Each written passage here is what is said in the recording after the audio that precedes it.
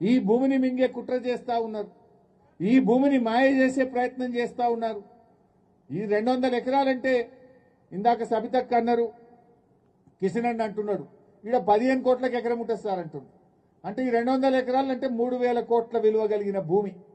ఈ 3000 కోట్ల విలువ కలిగిన భూమిని టీజీఐఐసికి ఇచ్చి అక్కడి నుంచి తమ అనుయాయులకు కట్టబెట్టే ప్రయత్నం.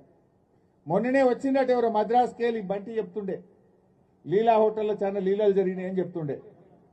కేరళకి వెళ్ళి ఎక్కడి నుంచి ఎవరు వచ్చి భూమి చూసిపోయినట్టు ఆల్రెడీ.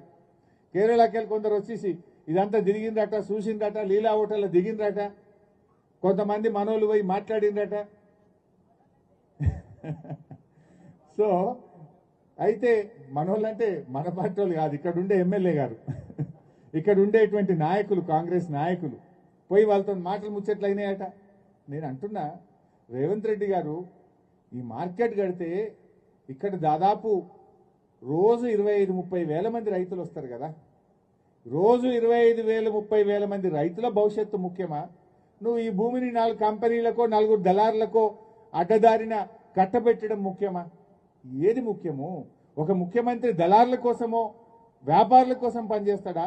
లక్షలాది మంది రైతుల భవిష్యత్తు కోసం ఆలోచన చేయాలన్నా ముఖ్యమంత్రి? ఇప్పుడు నువ్వేం చేసినావు? ఈ భూమి టీజీఐసికి ఇస్తా, ఆన్నెన్నో గుట్టల పొన్న దిల్ భూములు ఉన్నాయి, ఆడ మీకు ఇస్తా అని అంటుండట.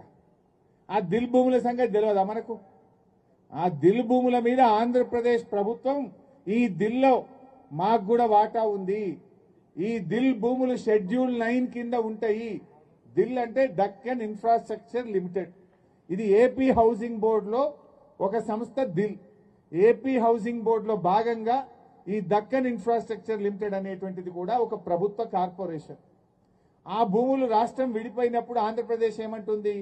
ఈ ఏపీ హౌసింగ్ బోర్డు భూముల్లో, ఈ దిల్ భూముల్లో మాకు కూడా వాటా ఉంటుంది, జనాభా ప్రాతిపదికన ఈ భూముల్లో మా లెక్క మాకు రావాలి అని చెప్పి కేంద్ర ప్రభుత్వం దగ్గర ఫిర్యాదు చేసిండ్రు. మన తెలంగాణ హైకోర్టులో కూడా కేసేసి ఒక ఆర్డర్ తెచ్చిండ్రు.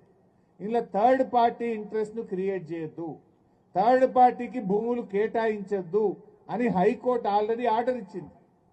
ఆ భూములు ముట్టద్దు అని చెప్పినాక ఇప్పుడు ఏం చేస్తుండ్రు? ఈ భూమి మొత్తం మేము ఎవరికో దళారులకు అప్పచెప్తాం, మీరు పోయి ఆ దిల్ భూములలో మార్కెట్ కట్టుకోండి అంటుండ్రు.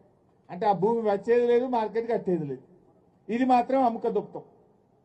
ఇప్పుడు ఆ దిల్ భూములలో ఎంత పంచాయతీ ఉన్నది? ఆడెన్నో 200